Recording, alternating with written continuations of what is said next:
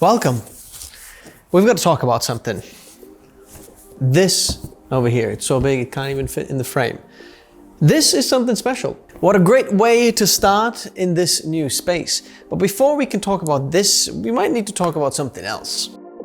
This. How good is the new AIO version of the RTX 5090 compared to this? Because comparing it to the box, can you see how big of a difference that is? It's like this 5090, which is huge, suddenly became small. Let's check it out.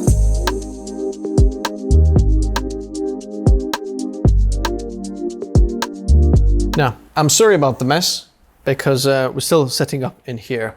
But in order to understand the new, we kind of look at the old one and set a benchmark, kind of what's going on. So let's take this. This is Zotac's solid 5090. You've seen me use it in plenty of videos. This is the one that UPS destroyed, 2 of them in Errol's PC.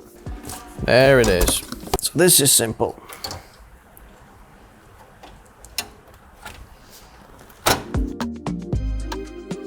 Okay, let's turn it on. I'm gonna bring the other bad boy here as well, so we can compare that in a minute. Basically, there are 2 ways to cool a GPU. Air or water. And usually the usual ones that you see behind there, and most of the ones that I've used on the channel are air-cooled cards, because it's simpler. You just put a heatsink there, then blow air to it, and then it basically cools it down. Now, water is a lot more complicated. So why is it complicated? Because you're gonna have to combine air and water. Water, you just can't have water. You're gonna have to have both, because you have to use air somehow to cool the water. So in essence, how this works is we've got this guy here, 2 tubes coming out into the radiator, which is in my right hand.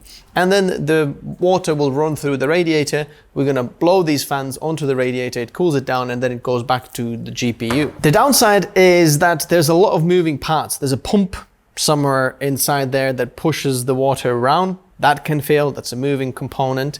Then we've got water that goes around. If that fails or expands or something like that, because you can't compress water, so if it heats up, it actually expands, and sometimes it can leak. So if that leaks, there's big trouble. On the air-cooled card, there's no leakage. But the benefits are a lot better cooling. And a lot better cooling on a graphics card usually means a faster graphics card, which means we can get the clock speeds higher, we can do better things with it. So that's exactly what I'm trying to see, is how much higher can we get the clock speeds on this GPU? Okay, fresh GPU install. We've got 32 gigs of RAM, RTX 5090. Here we go. Now the test, how we're gonna do this is we're gonna put on Firmark. And this Firmark, basically, what this does right now is absolutely stress this GPU to the maximum. So it's gonna put a load on this GPU, a visual graphics load, which basically just load that GPU so hard to see how high the clock speeds are and how hot the GPU is going to be. Okay, right now what we're seeing, the GPU 5090 is clocking at 2.68 roughly, between 2.670 and 2680. Okay, right now it went down. So we're gonna let it run a little bit, let it heat up to see if that actually changes. We can see that we're pulling also 575 watts. But as you can see, our GPU clocks, as we're heating up, is going slightly down. Can you see how much our GPU clock has dropped? We've dropped almost 100 megahertz, actually over 100 megahertz. From the maximum, we've gone down. That was now 2595. So as we're getting hotter, the clock speed goes down. I'm gonna let it run until 10 minutes and then we're gonna see what the difference is. Okay, we've got the same things on here. I'm going to press run. Let's get this up. Wow. 1790. So from the maximum GPU clocks, if you're looking at the previous one, we've gone from 2730 to 2790. So extra 60 megahertz higher clock speeds. That's impressive. And look how high we're still pushing the clock speeds. 2700, 2685. Let's see what we're like in about 15 minutes time, because the benefit of this is, if you remember, it can run it cooler. Okay, we're roughly at the same point now. We're about 11 minutes. Okay, last one was 18 minutes, but we have actually kind of stabilized here in performance and the temperatures and everything as well. By the way, this shirt looks a lot better now because it's gone darker outside. And this looks nice. So what's one of the first things that we see? We see that our GPU clock speeds are a lot higher. It keeps the GPU clock speeds higher. 2650, roughly around there, which is 50 to 60 megahertz higher. And if you remember the boost clocks, what you saw earlier, then that is roughly in line with what you saw earlier. So we are definitely higher. In terms of the same power, we're pushing the same power from the GPU, but we're getting higher clock speeds because the GPU is cooler. And how much cooler? Oh my word, a lot cooler. If you remember, the memory was around 80 degrees. So right now we're 10% lower, 72 degrees. The GPU temperature is 59 degrees. I'm just gonna check how much where we were before. The GPU temperature was 84, 85 degrees. We are literally like 25 degrees lower. That's absolutely ridiculous. Absolutely bonkers how much better this is in terms of temperatures. It's crazy. As you can see, we have equaled there. We're not gonna stop here. I'm gonna leave this on and see if we can actually leave this for a long period of render and see what it does then overnight and maybe a little bit more. So let me just set it up and I'll see you tomorrow.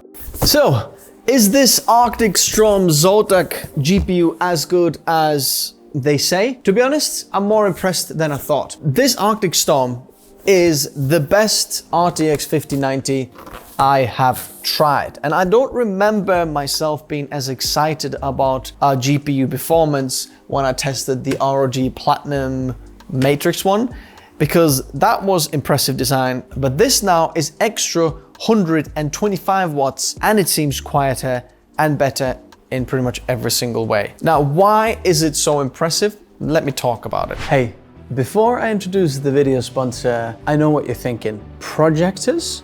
They're boring. And I was exactly in the same place. After I tested this, I told my kids, come to daddy's office because daddy's got a cinema at the office. No, you don't have a cinema in your office. You just got like a big screen. When they came in, they said, Daddy, you were right. You've got a cinema in the office. This is Valerion Vision Master Pro 2, and it's the best projector I've ever seen, tried. Please let me tell you about it. So what's behind me is a 180-inch screen. It can go up to 300 inches, which is almost double the size what I have in here. And this is massive. It goes 4K resolution up to 240 frames per second. Here's the thing, it's not just the picture quality, the brightness and everything else that's impressive about this. It's actually the design of the projector. It looks fantastic. It looks like something that can be part of your home decor. You can have it on the table, on a tripod, on the ceiling. They've got accessories for everything and they all look really, really nice. And also this remote is absolutely amazing. If you use it in the dark, it lights up so you can actually see what you're doing and you can speak to it if you want to. It's got Google TV built in, so you don't need a TV. Plus, it's got speakers that sound actually really good. They're two 12-watt speakers. I wasn't convinced at all, but now seeing this, experiencing this, I'm super impressed. And I didn't know projectors can be that good. So if you want to upgrade your cinema experience, highly recommend checking this one out. Go check out the link in the video description below. I'll leave it in there. Thanks Valerion for letting me experience something truly amazing. And back to the video. So as you can see, it's been running there for a while. My idea was to keep it running for a week, but then Salad and my computer crashed. So it actually didn't crash. It just turned off or did some updates. So when I came back, my results actually were canceled. But at the moment, I've been running it for over 7 hours that it has been on, and the results are impressive, which I'll show you in just a minute. But I want to talk about why is this so impressive. Number one, it's super quiet. It's very hard for me to express how quiet this is. There's other things, I can hear everything else in the studio a lot more than this GPU next to me. I'm hearing the power supply more than the GPU. If you want a silent GPU that powers 575 watts, in fact, what is it? 586 maximum, what I can see over there. There is, I don't think, any other GPU that can do that unless you go fully custom water cooled. But if you don't want to do that, this is the one. Then number two, in fact, it should be number one, is the GPU temperatures. Take a look at this. It's been running at 575 watts and averaging over 7 hours. The average power draw has been 411 watts. Throughout that time, the maximum temperature that the GPU has hit is 59.4 degrees. Pretty bonkers. The average, what it has been, is 47.4, and right now it is at 58 degrees. That, my friends, is pretty crazy if you didn't understand that. The GPU memory temperature is 68 degrees currently, and the maximum it's hit is in 90 degrees. That being said, those temperatures are impressive. If you're looking at the air-cooled car, they're not just 10 degrees warmer. They're more. They can be 20 degrees warmer, about 78, 80 degrees. I've got another card over there just outside the frame. I'll show you. See that over there?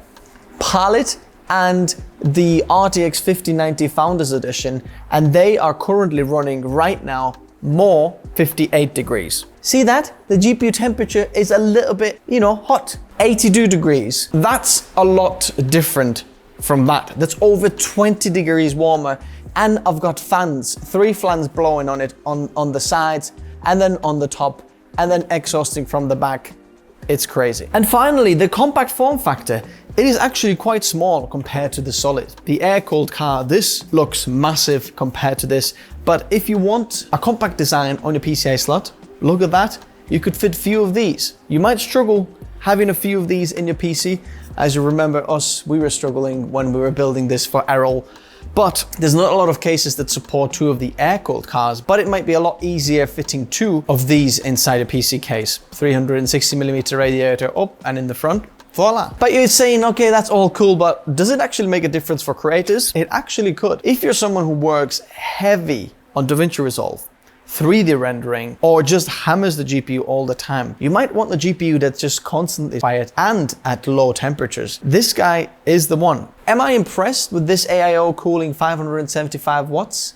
Yeah, but there's always a but, isn't there? There are a few things that you also need to think about. Number one, you need to figure out the compatibility with this, because if you're already running an AIO for your PC or for your CPU, then make sure that you have another 360mm radiator support to fit this AIO. If that's not a problem, that's that. But you do have to think through your build a little bit more than just slapping it on. Air-cooled cards, the cases mostly fit one GPU easy, but now with this one, you have to double check. Number two, you ideally want some airflow on the back of the GPU. As you can see, I've got a fan just in the back in here, and that fan is blowing just on the back of the PCB because it is rather hot. So if you don't want so much hot air on your either top SSD slot or just kind of seeping into the CPU cooler, especially if you're running an air cooler, you might want to figure out some airflow on the back of the PCB as well, because that does get hot. The rest of the heat gets transferred to the AIO though. Number three, fan replacement. If any of those fans happen to break, then you're gonna have to replace the whole set, because this is a 120mm times 360mm piece.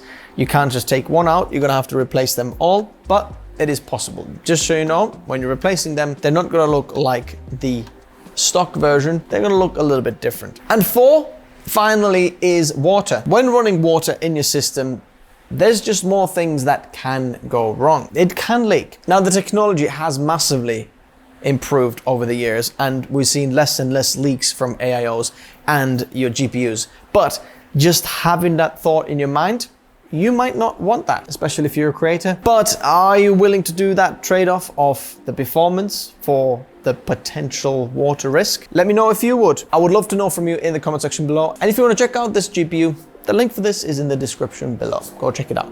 Bye-bye.